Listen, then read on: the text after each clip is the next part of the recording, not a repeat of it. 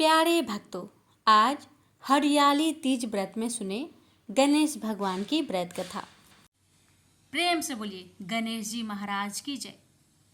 एक समय की बात है, एक भाई बहन रहते थे। बहन का नियम था कि वह अपने भाई का चेहरा देखे ही खाना खाती थी।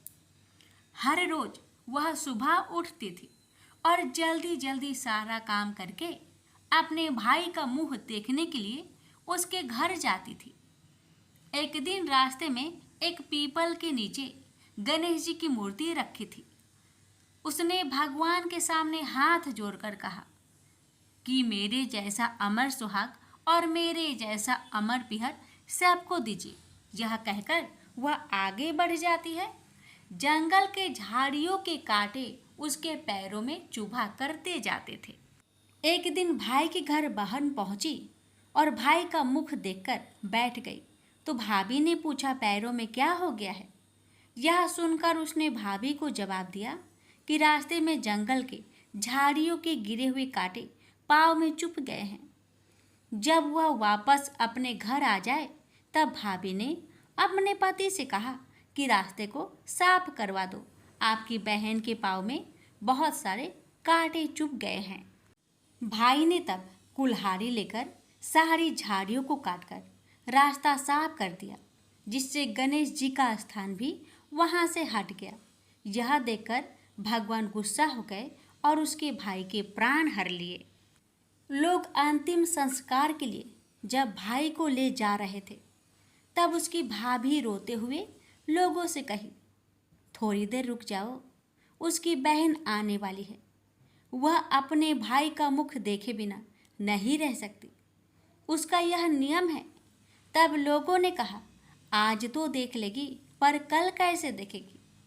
रोज दिन की तरह बहन अपने भाई का मुंह देखने के लिए जंगल में निकली। तब जंगल में उसने देखा कि सारा रास्ता साफ किया हुआ है। जब वह आगे बढ़ी तो उसने देखा कि सिद्धि विनायक को भी वहां से हटा दिया गया है।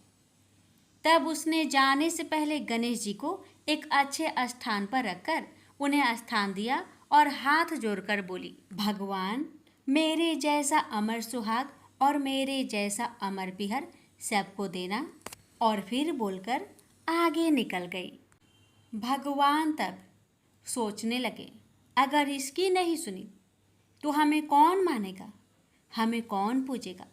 तब सिद्धि विनायक ने उसे आवाज दी, बेटी इस खेजड़ी की 7 पत्तियां लेकर जा और उसे कच्चे दूध में घोलकर भाई के ऊपर छींटा मार देना, वह उठकर बैठ जाएगा। यह सुनकर जब बहन पीछे मुड़ी तो वहाँ कोई नहीं था। फिर वह यह सोचने लगी कि ठीक है, जैसा सुना वैसा कर लेती हूँ। फिर वह 7 खेजड़ी की पत्तियां लेकर अपने भाई के घर पहुंची। उसने देखा वहाँ कई लोग बैठे हुए हैं। भाभी बैठी रो रही है और भाई की लाश रखी है। तब उसने उस 7 पत्तियों को बताए हुए नियम के तहत भाई के ऊपर इस्तेमाल किया। तब भाई उठकर बैठ गया। भाई बोला बहन से, बोला मुझे बहुत ही गहरी नींद आ गई थी। तब बहन बोली, यह नींद किसी दुश्मन को भी ना आए। और उसने सारी बात अपने भाई को बता दी। तो मान्यता के अनुसार ये है गणेश जी की चमत्कारी कथा। प्रेम से बोलिए गणेश भगवान जी की जय हो। एक गांव में माँ बेटी रहती थी। एक दिन वह अपनी माँ से कहने लगी कि गांव के सब लोग गणेश मेला देखने जा रहे हैं, मैं भी मेला देखने जाऊंगी। माँ ने कहा कि वहाँ बहुत भीड़ होगी, कहीं गिर जाओगी तो चोट लगेगी। लड़की ने माँ की बात न सुनी और मेला देखने चल पड़ी। माँ ने जाने से पहले बेटी को 2 लड्डू दिए और 1 घंटी में पानी दिया। माँ ने कहा कि 1 लड्डू तो गणेश जी को खिला देना और थोड़ा पानी पिला देना, दूसरा लड्डू तुम खा लेना और बचा पानी भी पी लेना। लड़की मेले में चली गई। मेला खत्म होने पर सभी गांव वाले वापस आ गए, लेकिन लड़की नहीं आई। लड़की मेले में गणेश जी के पास बैठ गई और कहने लगी कि एक लड्डू और पानी गणेश जी तुम्हारे लिए और एक लड्डू और बाकी बचा पानी मेरे लिए। इस तरह कहते कहते सारी रात बीत गई। गणेश जी ये देखकर सोचने लगे कि अगर मैंने एक लड्डू और पानी नहीं पिया तो यह अपने घर नहीं जाएगी। यह सोचकर गणेश जी एक लड़के के भेष में आए और उससे एक लड्डू लेकर खा लिया और साथ ही थोड़ा पानी भी पी लिया। फिर वह कहने लगे कि मांगो, तुम क्या मांगती हो। लड़की मन में सोचने लगी कि क्या मांगू, अन्न मांगू या धन मांगू या अपने लिए अच्छा वर मांगू या खेत मांगू या महल मांगू। वह मन में सोच रही थी तो गणेश जी उसकी मन की बात को जान गए। वह लड़की से बोले कि तुम अपने घर जाओ और तुमने जो भी अपने मन में सोचा है वह सब तुम्हें मिलेगा। लड़की घर पहुंची तो माँ ने पूछा कि इतनी देर कैसे हो गई। बेटी ने कहा कि आपने जैसा कहा था मैंने वैसा ही किया है। और देखते ही देखते जो भी लड़की ने सोचा था वह सब कुछ हो गया। प्रेम से बोलिए गणेश भगवान की जय। सेठ सेठानी और गणेश जी की कहानी। एक गांव था जिसमें एक सेठ जी अपने परिवार के साथ रहते थे। सेठ जी का गांव के पास के ही शहर में बड़ा व्यापार था।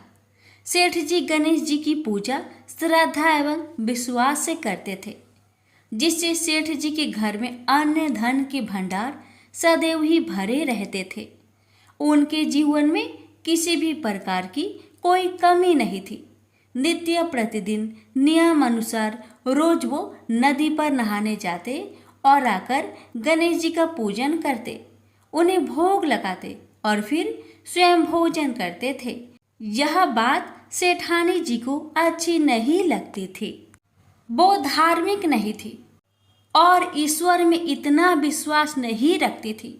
एक बार सेठानी जी ने सोचा कि यह इतना गणेश जी को मानते हैं, गणेश जी की पूजा करते हैं, इससे होता क्या है। आज तो देखती हूँ वो कैसे गणेश जी की पूजा करते हैं। अगले दिन जब सेठ जी नदी पर नहाने जाते हैं तो सेठानी जी गणेश जी की मूर्ति को उठाकर मूर्ति को कपड़े से ढककर बगीचे में जमीन में दबा देती है। जब सेठ जी नदी पर से नहाकर घर आते हैं और देखते हैं कि गणेश जी की मूर्ति तो मंदिर में नहीं है, तो वो सेठानी से पूछते हैं गणेश जी की मूर्ति मंदिर में नहीं है, कहाँ गई। तो सेठानी जी बोलती है मुझे नहीं मालूम, मूर्ति को घर में बहुत ढूंढाते हैं। उस दिन क्योंकि वो गणेश जी को भोग नहीं लगा पाए, इसके लिए सेठ जी ने अन्न जल का भी त्याग कर दिया और गणेश जी से प्रार्थना करने लगे, हे प्रभु, लगता है आप मुझसे रुष्ट हो गए हो और कहीं चले गए हो। आप अपनी कृपा दृष्टि मुझ पर बरसाइए। ये प्रभु मुझे दर्शन दीजिए। सेठ जी ने मन ही मन सोचा कि आपसे जब तक आप मुझे मिल नहीं जाते, मुझे दर्शन नहीं दे देते, तब तक मैं अन्न जल का त्याग करता हूँ। उस दिन पूरा निकल गया। रात्रि में सेठ जी की भक्ति से प्रसन्न होकर गणेश जी भगवान ने सपने में गणेश जी भगवान एक छोटे से चूहे के साथ खेल रहे होते हैं और चूहे को खाने को लड्डू देते हैं। चूहा लड्डू लेकर बगीचे में जाता है और जमीन को खोदता है और लड्डू वहीं डाल देता है। अचानक सेठ जी की नींद खुल जाती है। सेठ जी बगीचे में जाते हैं और वहीं खोदते हैं जहां उन्होंने सपने में देखा था, और वहीं से उनको थोड़ी सी जमीन खोदने पर कपड़े में लिपटे हुए गणेश जी की मूर्ति मिलती है। सेठ जी गणेश जी की मूर्ति की पूजा करके उनको यथास्थान स्थापित करते हैं और सेठानी के पूछने पर सारा वृत्तांत उन्हें सच सच बताते हैं। बात जानकर सेठानी जी को आश्चर्य होता है और सेठानी जी मन ही मन श्रद्धा एवं विश्वास से गणेश जी भगवान की भक्त बन जाती है और सेठ जी से कहती है कि मुझसे बड़ा भारी अपराध हो गया है। अब हम दोनों पति पत्नी प्रेम सहित गणेश जी भगवान की आराधना करेंगे एवं उनकी पूजा में कभी कोई कमी नहीं आने देंगे।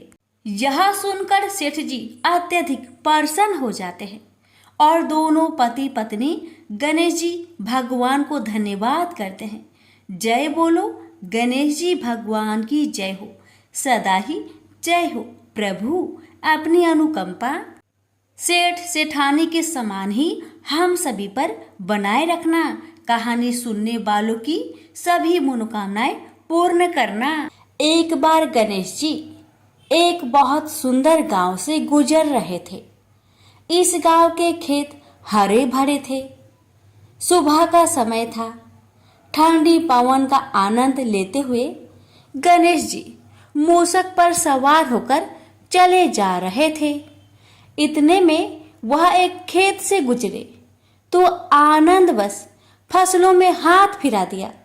गणेश जी के ऐसा करने से उस फसल के कुछ दाने हाथ में आ गए। अब गणेश जी को पछतावा हुआ कि उन्होंने तो चोरी कर ली। भले ही उन्होंने जानबूझकर नहीं चुराया, लेकिन अब फसल के दाने तो उनके हाथ में आ गए। गणेश जी ने गिने तो वह 12 थे। अब गणेश जी ने उस खेत के मालिक को खोजा और उन सेठ जी के यहाँ 12 साल की नौकरी पर लग गए। एक दिन सेठानी राख से हाथ धोने लगी तो गणेश जी ने सेठानी का हाथ पकड़कर मिट्टी से हाथ धुलवा दिया। सेठानी ने सेठ जी से शिकायत की और कहा कि देखो, नौकर ने मेरा हाथ पकड़ लिया। सेठ जी ने गणेश को बुलाकर पूछा कि तुमने सेठानी का हाथ क्यों पकड़ा? गणेश जी ने बोला कि मैंने तो बस ये कह रहा था कि राख से हाथ धोने से घर की लक्ष्मी नाराज होकर घर से चली जाती है और मिट्टी से हाथ धोने से आती है। सेठ जी ने सोचा कि गणेश ठीक कह रहा है। थोड़ी दिनों बाद कुंभ का मेला आया। सेठ जी ने कहा, गणेश, सेठानी को कुंभ के मेले में स्नान करा कर ले आओ। सेठानी किनारे पर बैठकर नहा रही थी तो गणेश जी उनका हाथ पकड़कर आगे डुबकी लगवा लाए। घर आकर सेठानी ने सेठ से कहा कि गणेश ने तो मेरी इज्जत ही नहीं रखी और इतने सारे आदमियों के बीच में मुझे घसीटकर आगे पानी में ले गए। तब सेठ जी ने गणेश जी से पूछा कि ऐसा क्यों किया? तो गणेश जी ने कहा कि सेठानी किनारे बैठकर गंदे पानी से नहा रही थी तो मैं आगे अच्छे पानी में डुबकी लगवा कर ले आया। इससे अगले जन्म में बहुत बड़े राजा और राजपाट मिलेगा। सेठ जी ने सोचा कि गणेश ठीक कह रहा है। एक दिन घर में पूजा पाठ हो रही थी, हवन हो रहा था। सेठ जी ने गणेश को कहा कि जाओ सेठानी को बुलाकर ले आओ। गणेश सेठानी को बुलाने गए तो सेठानी काली चुनरी ओढ़कर चलने लगी तो गणेश जी ने काली चुनरी फाड़ दी और कहा कि लाल चुनरी ओढ़ के चलो। सेठानी नाराज होकर सो गई। सेठ जी ने आकर पूछा, क्या बात है? तो सेठानी बोली कि गणेश ने मेरी चुनरी फाड़ दी। सेठ जी ने गणेश को बुलाकर बहुत डांटा तो गणेश जी ने कहा, पूजा पाठ में काला वस्त्र नहीं पहनते हैं, इसलिए मैंने लाल वस्त्र के लिए कहा। काला वस्त्र पहनने से कोई भी शुभ काम सफल नहीं होता है। फिर सेठ जी ने सोचा कि गणेश है तो समझदार। एक दिन सेठ जी पूजा करने लगे तो पंडित जी ने बोला कि वो गणेश जी की मूर्ति लाना भूल गए, अब क्या करें? तो गणेश जी ने बोला कि मेरे को ही मूर्ति बनाकर विराजमान कर लो, आपके सारे काम सफल हो जाएंगे। यह बात सुनकर सेठ जी को भी बहुत गुस्सा आया और वे बोले कि तुम तो अब तक सेठानी से ही मजाक करते थे, मेरे से भी करने लगे। तो गणेश जी ने कहा, मैं मजाक नहीं कर रहा हूँ, मैं सच बात कह रहा हूँ। इतने में ही गणेश जी ने गणेश जी का रूप धारण कर लिया और सेठ और सेठानी ने ही गणेश जी की पूजा की। पूजा खत्म होते ही गणेश जी अंतर ध्यान हो गए। सेठ सेठानी को बहुत धोखा हुआ और उन्होंने कहा कि हमारे पास तो गणेश जी रहते थे और हमने उनसे इतना काम करवाया। तो गणेश जी ने सपने में आकर सेठ जी को कहा कि आपके खेत में से मैंने 12 अनाज के दाने तोड़ लिए थे, उसी का दोष उतारने के लिए मैंने आपके यहाँ काम किया था।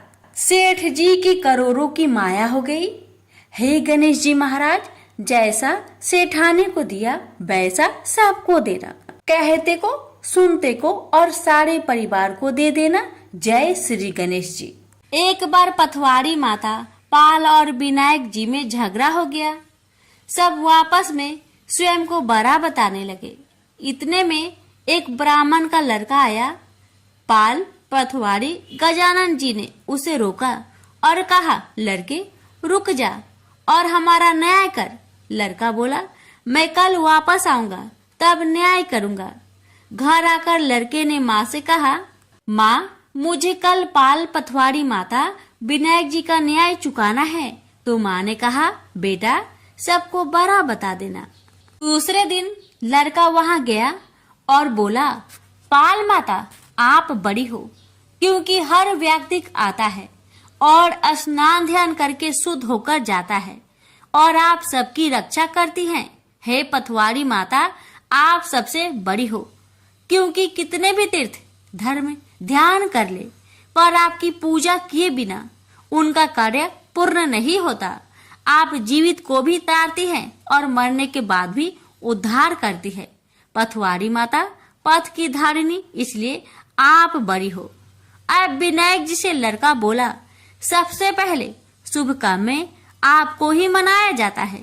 आपको ध्याये बिना कोई काम सिद्ध नहीं होता, इसलिए आप बड़े हो।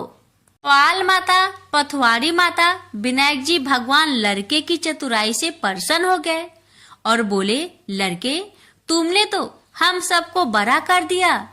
उसको सुखी रहने का आशीर्वाद दिया और जौ के दाने उसके अंगोछे में डाल दिया। लड़का सोचने लगा, ये तो घाटे का सौदा रहा। सारा दिन खराब कर न्याय किया और इतने से जौ मिले। उदास मन से घर आकर अंगोछा एक कोने में डाल दिया। माँ ने अंगोछा उठाया तो उसमें से हीरे मोती बिखर गए। तो माँ बोली, बेटा न्याय करके क्या लाया है? लड़का बोला, माँ कोने में जो पड़ा है देख लो। वहां गई, देखा हीरे मोती का ढेर लगा है। हीरे मोती जगमगा रहे हैं। माँ अत्यधिक प्रसन्न हो गई। माँ ने बेटे को बुलाया और कहा, बेटा आज तो पाल माता पथवारी माता विनायक जी भगवान आज तो हम पर प्रसन्न हुए हैं। माँ बेटे बहुत प्रसन्न हुए। हे भगवान, जैसा पाल माता पथवारी माता विनायक जी भगवान ने लड़के को दिया वैसे सबको देना। कहानी कहने सुनने हुक्कर भरने वालों को सुख समृद्धि धन्य धान्य देना। प्रेम से बोलिए पाल पथवारी विनायक भगवान की जय। गणेश जी की कथा। पौराणिक कथा के अनुसार एक समय की बात है कि भगवान विष्णु का विवाह माता लक्ष्मी जी के साथ निश्चित हुआ। विवाह की सभी तैयारी होने लगी। सभी देवी देवताओं को निमंत्रण भेजे गए, लेकिन भूलवश गणेश जी को निमंत्रण देना रह गया था। इधर भगवान विष्णु की बारात जाने का समय आ चुका था। सभी देवता अपनी पत्नियों के साथ विवाह समारोह में शामिल होने को आए, परंतु सभी देवी देवताओं ने देखा कि गणेश जी कहीं दिखाई नहीं दे रहे हैं। तब उन सभी ने आपस में चर्चा की, क्या गणेश जी को नहीं न्योता दिया गया या गणेश जी ही नहीं आए हैं। सभी को इस बात पर बहुत आश्चर्य हुआ। इस बात पर उन सभी ने विष्णु भगवान से ही इसका कारण पूछा। विष्णु भगवान से पूछने पर उन्होंने कहा कि हमने गणेश जी के पिता भोलेनाथ महादेव और माता पार्वती को न्योता भेजा था। यदि गणेश जी अपने पिता के साथ आना चाहते तो आ जाते। अलग से उन्हें न्योता देने की कोई आवश्यकता भी नहीं थी। दूसरी बात यह है, उनको खाने में 1.25 मन मूंग, 1.25 मन चावल, 1.25 मन घी और 1.25 मन लड्डू का भोजन चाहिए। यदि गणेश जी नहीं आएंगे तो कोई बात नहीं, दूसरे के घर जाकर इतना सारा खाना पीना अच्छा भी नहीं लगता। इतना वार्ता कर ही रहे थे कि किसी एक ने सुझाव दिया, यदि गणेश जी आते तो उनको द्वारपाल बनाकर बैठा सकते थे कि आप घर की याद रखना। आप तो चूहे पर बैठकर धीरे धीरे चलोगे तो बारात में बहुत पीछे रह जाओगे। यह सुझाव सबको पसंद आ गया तो फिर विष्णु भगवान ने भी अपनी सहमति दे दी। तब गणेश जी को निमंत्रण देकर आमंत्रित किया और उनको समझा बुझाकर घर की रखवाली करने को बैठा दिया गया। बारात चल दी। तब नारद जी ने देखा कि गणेश जी तो दरवाजे पर ही बैठे हुए हैं, तो वे गणेश जी के पास गए और रुकने का कारण पूछा। गणेश जी कहने लगे कि विष्णु भगवान ने मेरा बहुत अपमान किया है। नारद जी ने कहा कि आप अपनी मूषक सेना आगे भेज दो तो वह रास्ता खोद देगी, जिससे उनके वाहन धरती में धंस जाएंगे। तब आपको सम्मान पूर्वक बुलाना पड़ेगा। अब तो गणेश जी ने अपनी मूषक सेना को आदेश दिया, जाओ, और सेना ने जमीन पोली कर दी। जब बारात वहां से निकली तो रथों के पहिए धरती में धंसने लगी। आप कोशिश की परंतु पहिए नहीं निकले। सभी ने अपने अपने उपाय किए परंतु पहिए तो नहीं निकले, बल्कि जगह जगह से टूटने लगे। किसी को समझ में नहीं आ रहा था कि अब क्या किया जाए। तब तो नारद जी ने आकर कहा, आप लोगों ने गणेश जी का अपमान किया, जिस कारण यह विघ्न आ रहे हैं। यदि उन्हें मनाकर लाया जाए तो आपका कार्य सिद्ध हो सकता है और यह संकट टल सकता है। शंकर भगवान ने अपने दूत नंदी को भेजा और वे गणेश जी को लेकर आए। गणेश जी का आदर सम्मान के साथ पूजन किया गया। फिर रथ के पहिए निकलने लगे और यह संकट टल गया। अब रथ के पहिए निकल तो गए परंतु वे टूट फूट गए थे, तो उन्हें सुधारे कौन। पास के खेत में एक खाती काम कर रहा था। उसे बुलाया गया। खाती अपना कार्य करने से पहले श्री गणेशाय नमः कहकर गणेश जी की वंदना मन ही मन करने लगा। देखते ही देखते खाती ने सभी पहियों को ठीक कर दिया। तब खाती कहने लगा कि हे देवताओं, आपने सर्वप्रथम गणेश जी को नहीं मनाया होगा और न ही उनकी पूजन की होगी, इसलिए तो आपके साथ यह संकट आया है। मैं तो मूर्ख अज्ञानी हूँ, फिर भी पहले गणेश जी को पूजते हैं, उनका ध्यान करते हैं। आप लोग तो देवगण हैं, फिर भी आप गणेश जी को कैसे भूल गए। अब आप लोग भगवान श्री गणेश जी की जय बोलकर जाए तो आपके सब काम बन जाएंगे और कोई संकट भी नहीं आएगा। ऐसा कहते हुए बारात वहां से चल दी और विष्णु भगवान का लक्ष्मी जी के साथ विवाह संपन्न करा के सभी सकुशल घर लौट आए। हे गणेश जी महाराज, आपने विष्णु को जैसा कार्य सरियो ऐसा कार्य सबको सिद्ध करिजो। बोलिए गजानन भगवान की जय।